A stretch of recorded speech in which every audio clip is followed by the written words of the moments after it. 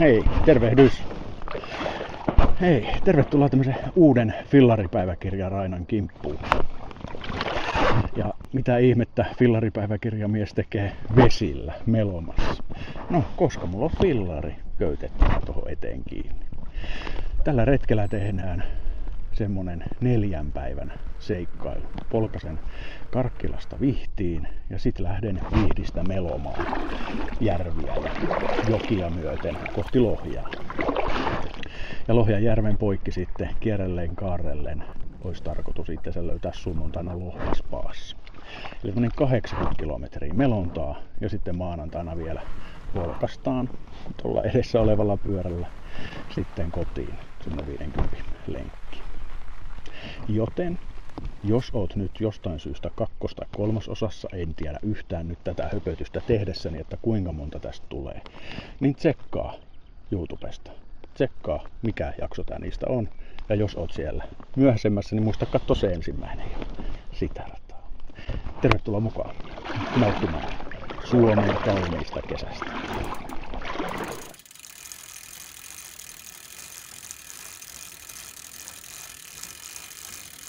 Morjesta! Tämä tuleva videosarja tehdään yhteistyössä Visit Lohjan kanssa sekä Lohjaspan kanssa. Kummatkaan osapuolet ei ole millään tavalla vaikuttaneet mun mielipiteeseen, ei reittisuunnitelmaan eikä mihinkään, vaan teen ja puhun kaiken niin kuin sylki suuhun kuljettaa. Ohjelma saattaa sisältää tuotesijoittelua ja snarin määrän pähkinää. Hyppää mukaan. Se on moro.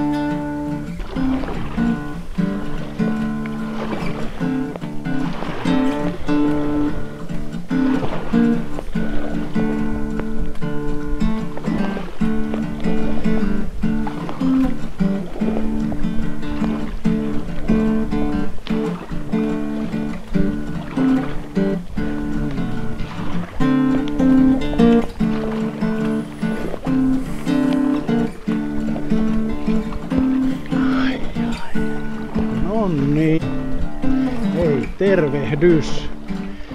Tervetuloa uuden fillaripäiväkirjan Rainan kimppuun. Tällä videolla siis lähdettiin tämmöiselle bike raftin seikkailulle. Mitä se siis tarkoittaa on se, että fillarin päällä kulkee myös melontakalusto. Mulla on tämmönen Melomon MRS Microraft Extra Longi. Mahtuu kuulkaa syvin melomaan, vaikka on pyörä tossa edessä kiinni. Noin. Tällä videolla siis seikkaillaan Karkkilasta Vihtiin ja Vihdistä melotaan sitten näitä järviä pitkin aina Lohjalle asti. Ja sunnuntaina pitää itsensä löytää Lohjaspaasta kylpemässä saunasta. Katsotaan kuin ukon käy. On tässä meinaa liki 80 kilometriä melottavaa 3 päivään. Tänään tehdään vaan tämmönen pikkuinen siirtymä. Tosissaan tosta lähdin Karkkilasta 4, kun duunista pääsin. Otin tämmösen pitkän viikonlopun tässä itselleni seikkailua varten, koska edellisestä retkestä on niinku luvattoman pitkä. Siis helmikuussa on ehtinyt viimeksi retkelle. Mut semmoista tää elo välillä on. Aina ei ehdi joka paikkaan. Pitääpäs välillä navigaattorista vilkasta, että meillä on oikea suunta, ettei ajeta ihan huti.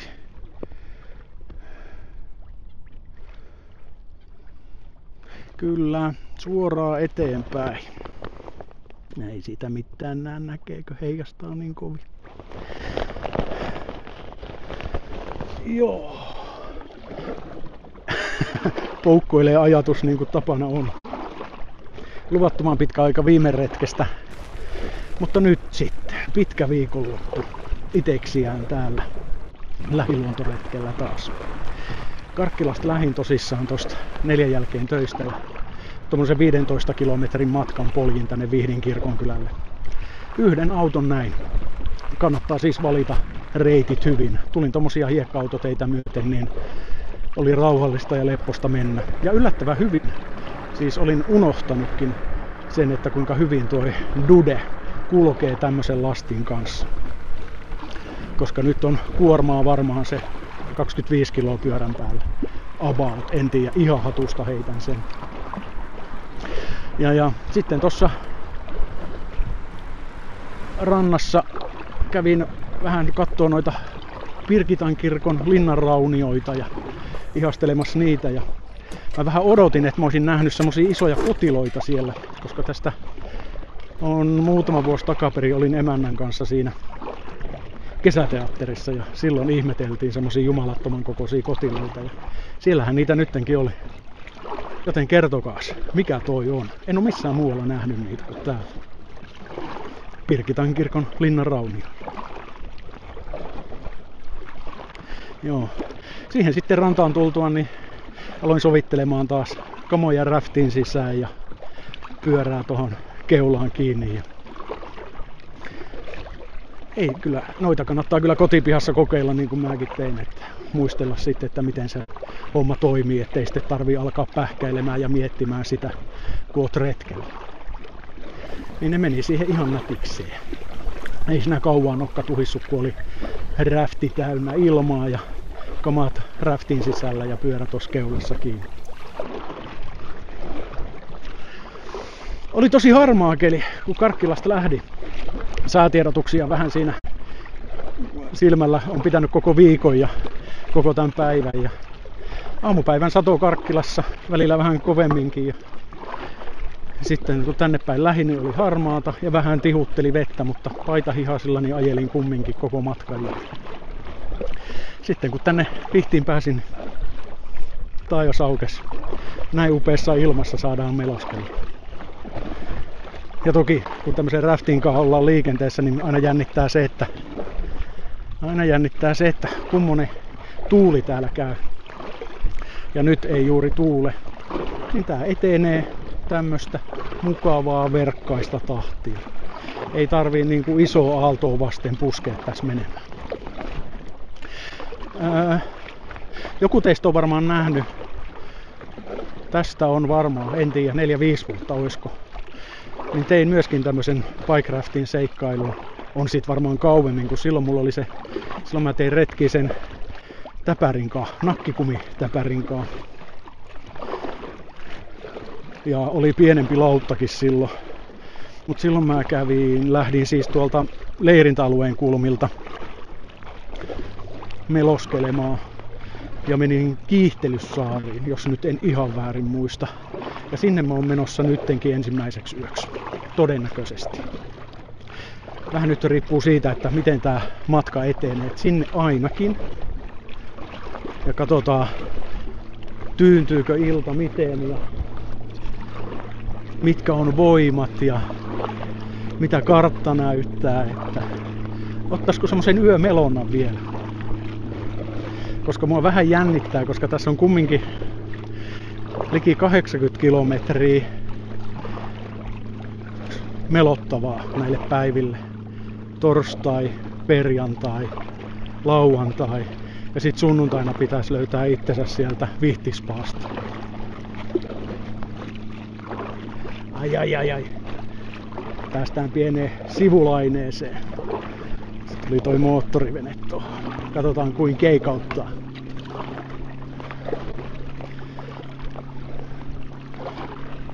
Pikkasen. Joo, mutta kuulkaas. Tästä se lähtee retki käyntiin. Upeassa ilmassa ja loistavalla fiiliksellä. Fiiliksestä puheen ollen, niin pakko nyt jorista sekin tähän väliin. On jännittänyt koko päivän niin kuin jotenkin aivan tuhottomasti. Ja vähän niin kuin semmonen, ei nyt huono olo, mutta vähän semmonen niin kuin, miten, ettei ollut varma, että haluaako edes lähteä retkelle. Että semmonen niin kuin, pikkasen jännällä tavalla ahdistava ehkä. Mutta se olo hävisi kyllä tuossa pyörän satulassa äkkiä. Ja varsinkin nyt kun on täällä järvellä, niin ai, koko viikonloppu iteksi jää keskellä kaunista suomalaista luontoa. Mikäs tässä on kuulkaas mennessä. Joten hyppää raftin kyytiin ja tarakalle ihmettelemään, mitä Vihti ja Lohja järvimaisemineen tarjoilee tällä kertaa. Se on moro.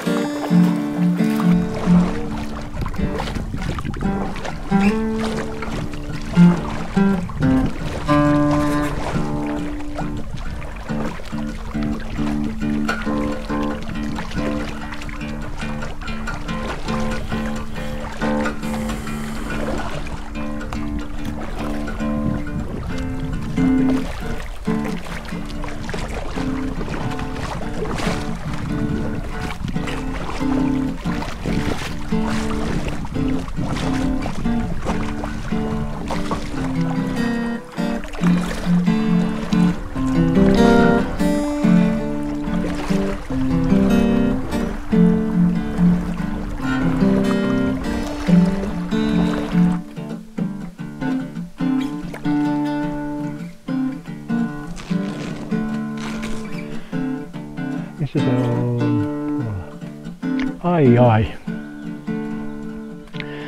Oli tauon paikka ja kuin tilauksesta eksyin Puumannin laavulle.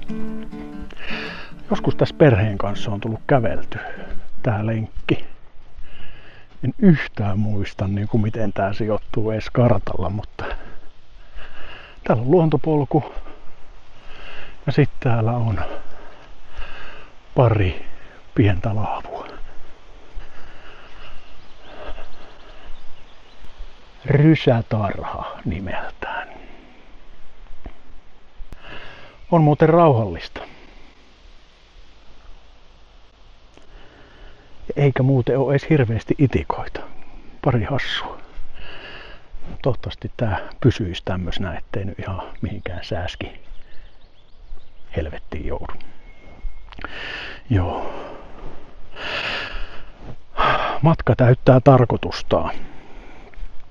Tullaan tosi verkkasta vauhtia. ei ole mikään niin kuin pika-alus toi. Et suurin piirtein semmoista niin kuin kävelyvauhtia etenee. On toi navigaattori tuossa päällä koko ajan. Eihän nyt täällä nyt eksymään pääse, mutta ettei ihan hirveästi tulisi semmoista hukkalenkkiä, niin pidän sitä tossa kun on jäljen kerta tehnyt, niin ei tarvi arpoa eikä koko ajan olla puhelimella karttaa katsomassa sitten, että missä mennään. Ja on tullut tosi näppärä. Näkyisiköhän sitä tosta nyt? Joo. Tämmönen vekoti. Siellä se mun jälkikin on jossain. Mut siis semmoista 4,5–5 maksimissaan kilometriä tunnissa on edetty. Me ollaan tunti 40 tehty matkaa ja kohta 5,5 kilometriä taitettu. On verkkasta puuhaa. Mutta niin kuin sanoin, matka täyttää tarkoitustaan. Tätähän tänne tultiin tekemään. Olemaan. Nauttimaan jokaisesta melan vetäisystä.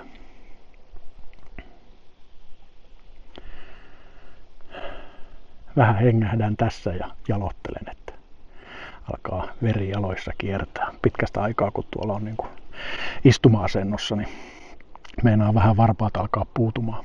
Mulla tuossa penkin alla täällä, niin mulla on tommonen retkipatja. Niin se pikkasen nostaa tota istuma-asentoa, niin sen mä oon koennut hyväksi vinkiksi, ettei niin kuin varpaat puudu niin pahasti. Niin mukavampi istua siinä. Ja mulla on erinomaisen hyvä tää XXL Extra Long versio tästä Raftista. Niin se pienempi, niin mulla oli varpaat aina ihan solmus tuolla niin kuin kärjessä, mutta täällä mahtuu varpaat heilumaan rauhassa. Jees. Tästä on semmonen 10 kilometriä vielä Kiihtelyssaarille. Jatketaan kohta matkaa sinne. Palataan veden päälle. Se on moro.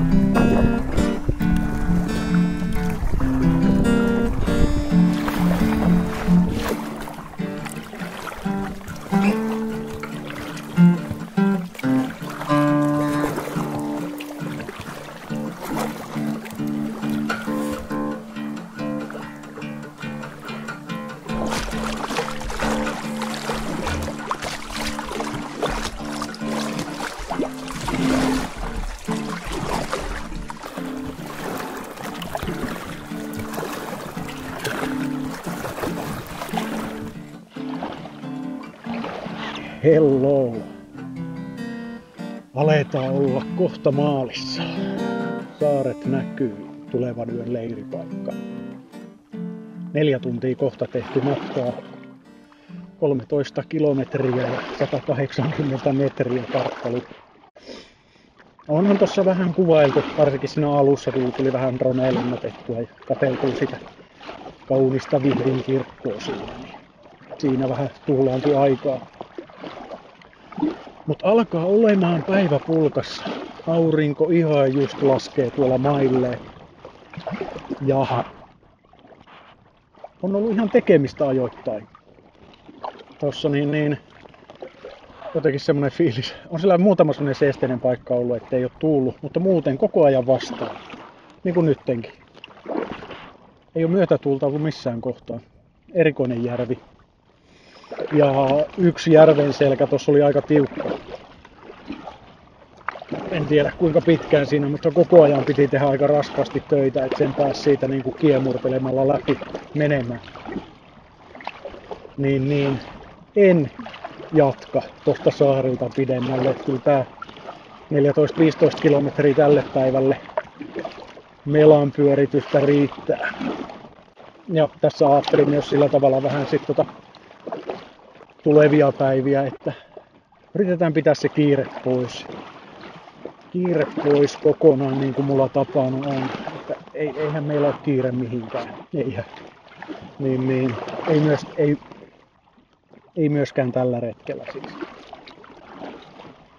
Joten jos tuntuu, että Elomaalla ei kilometrejä synny tarpeeksi tai joutuisaan tahtiin, että sit sunnuntaina itsensä sieltä Lohjaspaasta löytää, niin sitten päätään välillä satulaan. Että ehkä silleen kumminkin vähän. Koska mä haluan sunnuntaina sinne ja mä haluan saunaan. Että kyllä mä sen pidän niinku päämääränä, että sieltä itteni löydän, mutta että millä kohtimella tää matka taitetaan, niin se jää nähtäväksi. No, vähän on semmoista reissujännää tässä edessä. Koko ajan vähän niin pyörii päässä kaikki. Eikä pyöri edes koko ajan, koska mihin on havahtunutkin siis monta kertaa, että päässä ei liiku mitään. Keskittyy vaan siihen, että mela menee veteen. Niin siinä on kaikki, mitä tällä hetkellä on tarvinnut.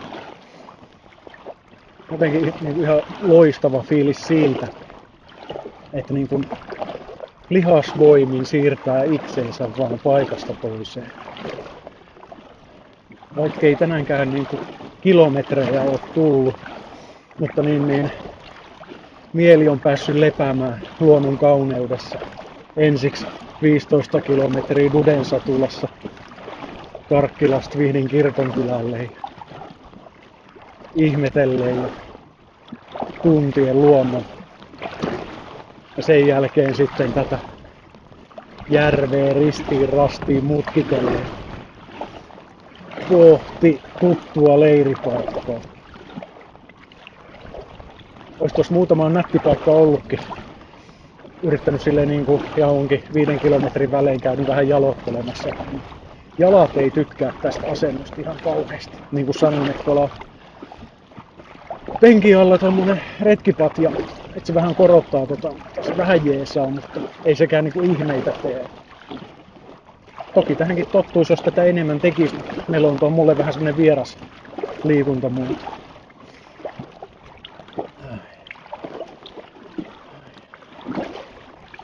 Ihan loistava ilma. Niin pikkasen jopa viimeinen. Ihan täydellinen tämmöiseen niinku liikkumiseen ja lihasvoimin itseensä eteenpäin työntämiseen. Ei tuu semmonen ihan älytön hiki. Mutta nälkä alkaa olla karmee. Niin. Saaret on ihan tossa noka edessä. Vajaa kilometri ihan varmaan enää matkaa. Niin. Palataan siellä sitten vielä iltahypinöiden merkeissä. Me aloitaan sen rauhassa loppuun asti täällä.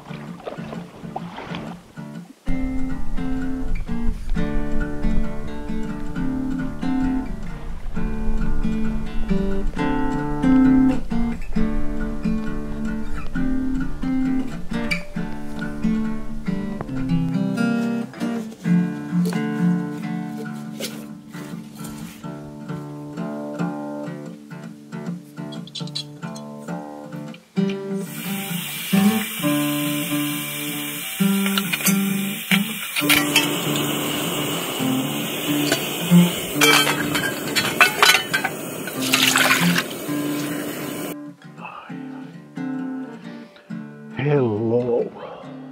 Sattuu hyvin.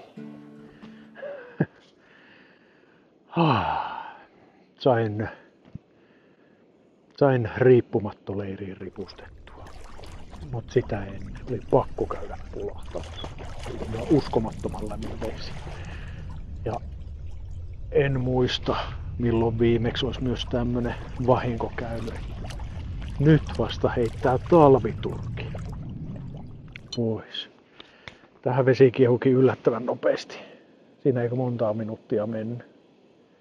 Laitetaan se vielä kokonaan pois päältä, koska syödään ensiksi iltapalamyslit. Oli kyllä ajatus, että olisi retken alkamisen kunniaksi tehnyt lettuja, mutta nyt ei enää jaksa. Kello on 20:12. Niin.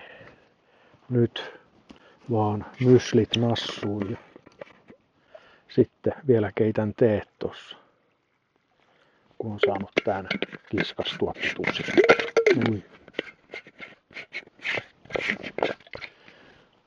Mutta onhan mulla nyt sitten taskumatti mukana, niin juhlistetaan muutamalla huikalla savuista viskiä sitten kesälomareissu alkaneeksi.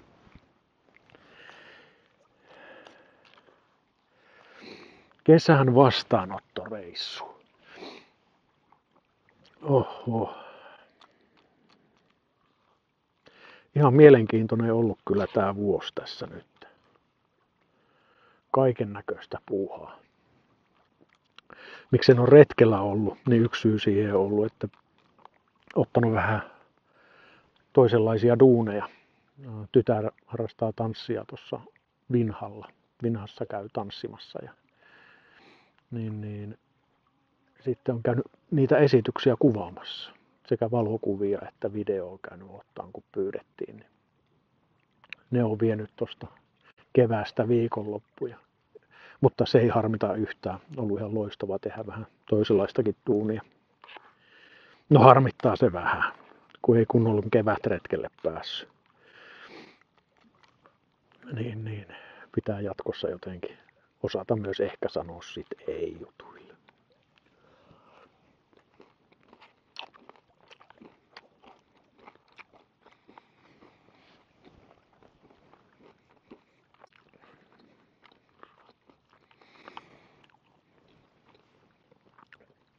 Älyttömän hyvää kyllä tää ihan kaupan perusmysli.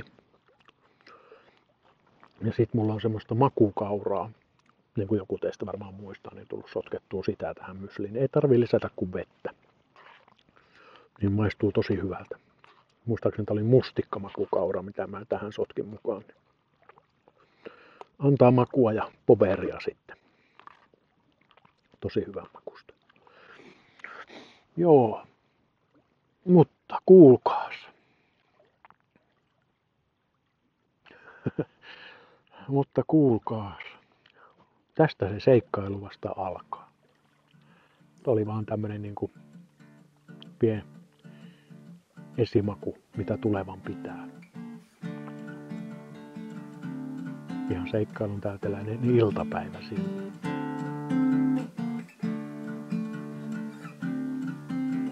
Ja nyt saa täällä omassa pienessä saaressa kököttää sitten. Ja mahtava maisema aukeaa riippumatta. Ai. Kyllä kelpaa. Kyllä tätä on odotettu. Mutta näihin kuviin ja näihin tuntiin jatketaan suomalaisten retken päälle. Se on hyvä.